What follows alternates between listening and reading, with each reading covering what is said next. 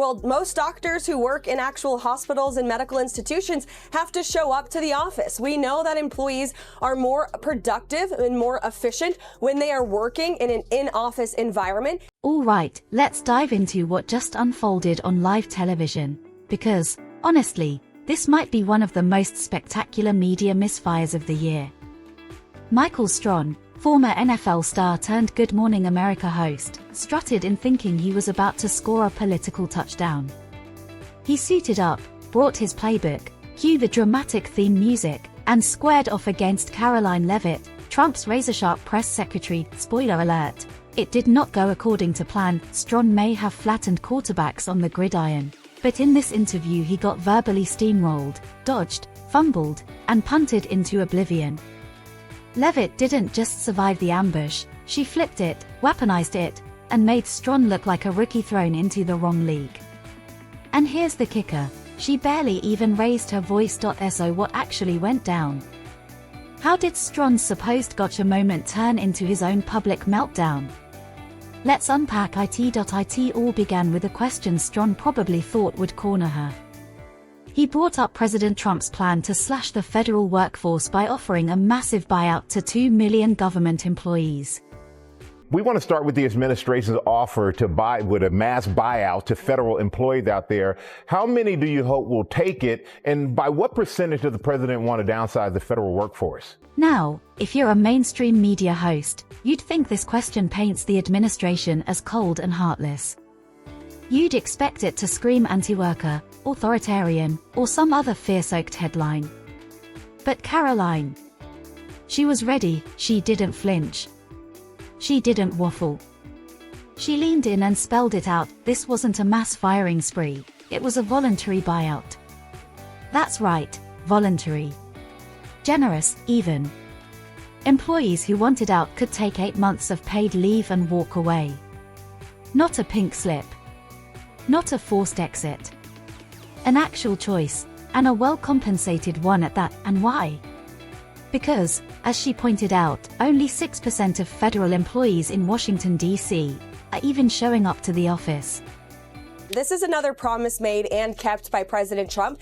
He told the American people on the campaign trail that he was going to make our federal government more efficient and productive. And it is a fact that only 6% of the federal workforce here in Washington, D.C. actually shows up to the office. Let that sink in. You're footing the bill for the lights, the heat, the marble floors, the massive federal buildings downtown, while 94% of those employees are logging in from their couches, coffee in hand, pajamas on, acting like a morning Zoom call counts as public service. Leavitt didn't hold back. She called it exactly what it is, taxpayer-funded laziness. Strahan looked stunned, unsure where to look or how to respond. She reminded everyone that America's real workers, the teachers, the cops, the nurses, show up every single day. They don't get to zoom through their duties. They're not collecting a paycheck for staying home. So why should unaccountable federal bureaucrats get to? That is completely unacceptable. Middle-class Americans, our teachers, our nurses, our law enforcement officers who keep this economy working, show up to the office every single day, and President Trump expects that federal employees do the same. Now here's where Strahan tried to claw his way back. You could practically see the wheels spinning in his head. He stammered, okay, but what about the doctors and scientists?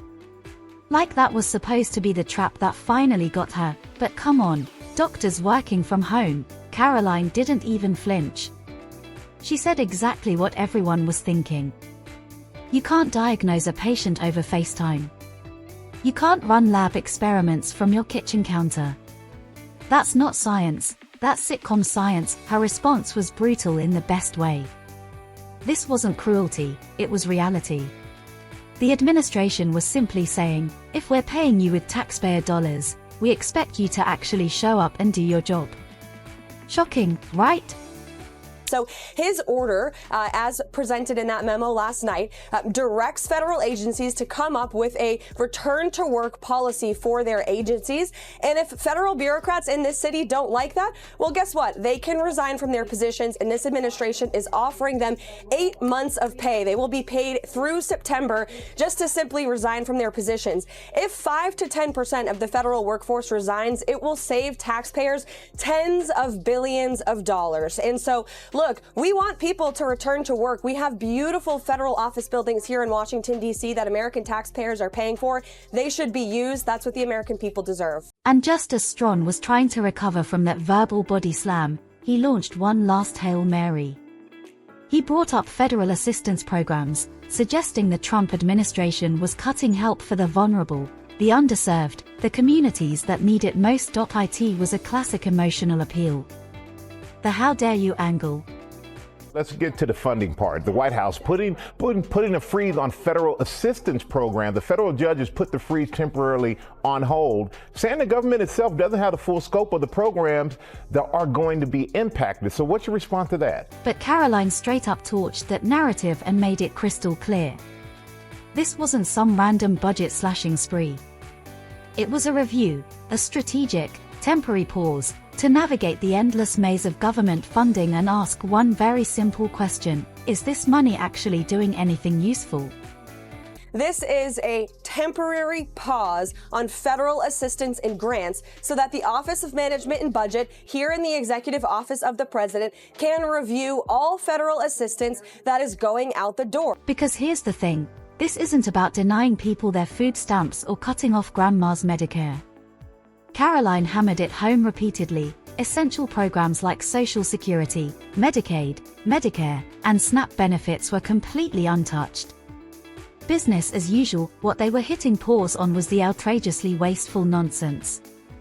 And as I repeatedly stated yesterday, individual assistance such as Medicare payments, Social Security benefits, welfare, food stamps, and Medicaid assistance will not be impacted by this federal pause. So the American people should not worry. If they're receiving individual assistance from the federal government, they will continue to receive that. Like, get this, a government-funded study on shrimp running on treadmills. No, that's not a joke. You paid for that. Karoline laid it out like the receipt at the end of a terrible restaurant experience. She said, "We're not going to keep throwing money at programs the current administration isn't even running, like DEI training seminars and Green New Deal legacy projects. Why fund policies the president has already rescinded? That's not compassion. That's insanity." And Strahan? He was done.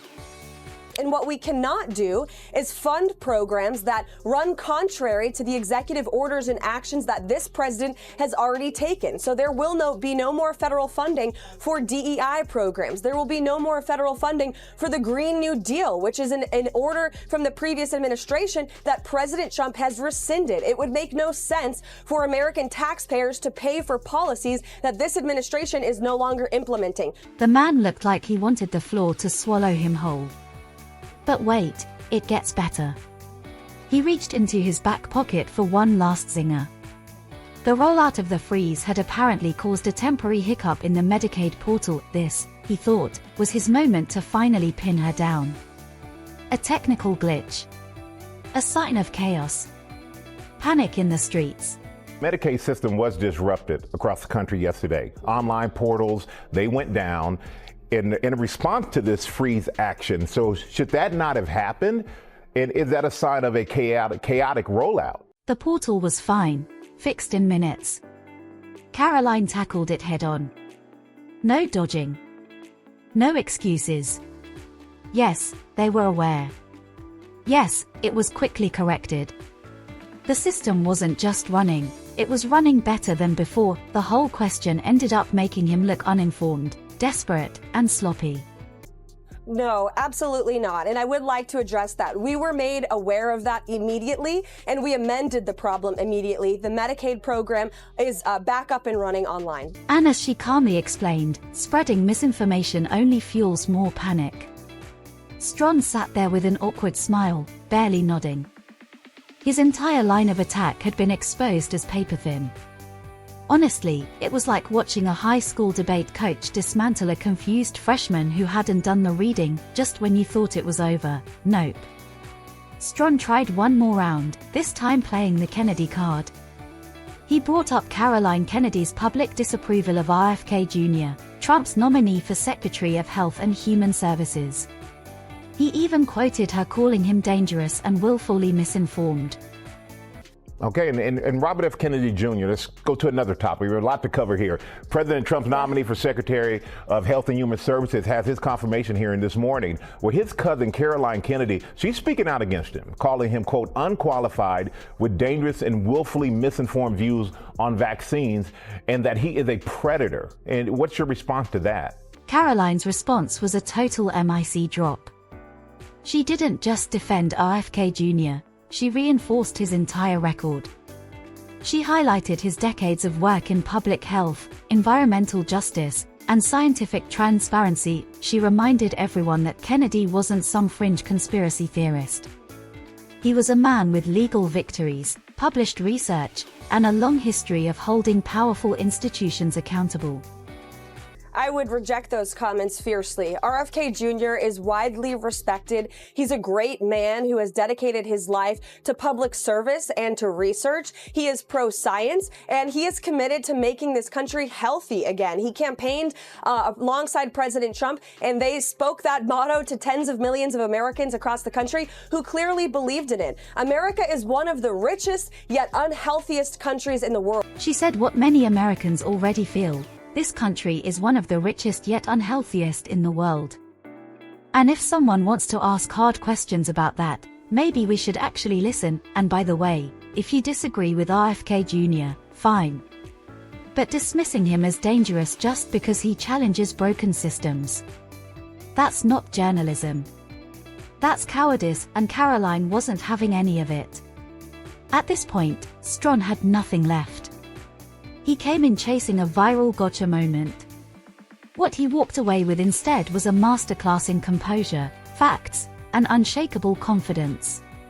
If you look at our obesity rates, our autism rates, we should be performing far better. Our people should be much healthier. And that's all that RFK Jr. is trying to do. And so President Trump stands strongly behind him, and we look forward to watching him shine on Capitol Hill today in his confirmation hearing, just like all of the other nominees that President Trump has appointed to their respective agencies and departments. And the internet, oh, you better believe they noticed. So, what's the real takeaway? The media elite hate people like Karoline Leavitt, not because she's wrong, but because she doesn't back down. She doesn't play their game. She refuses to be cornered by loaded questions or weaponized narratives. And when the spotlight hits her, she shines, not with drama or spin, but with facts, logic, and a clear sense of purpose that drives them nuts, because they're used to conservatives who flinch, who apologize, who play defense. Karoline doesn't do that. She flips the table and makes you explain your nonsense. She takes your gotcha questions and turns them into teaching moments. That's why Trump picked her. That's why the base loves her. And that's why she'll keep winning these exchanges, because truth, clarity, and backbone beat smug media theatrics every single time. So yeah, Michael Strahan may have been a legend on the football field, but in the arena of political discourse, Karoline Leavitt just sacked him for a 30-yard loss. If you made it this far, hit that like button, subscribe for more breakdowns like this, and let me know in the comments. Did Karoline deliver the best media smackdown of the year, or have you seen someone top that? Drop your thoughts below, I'll be reading everyone.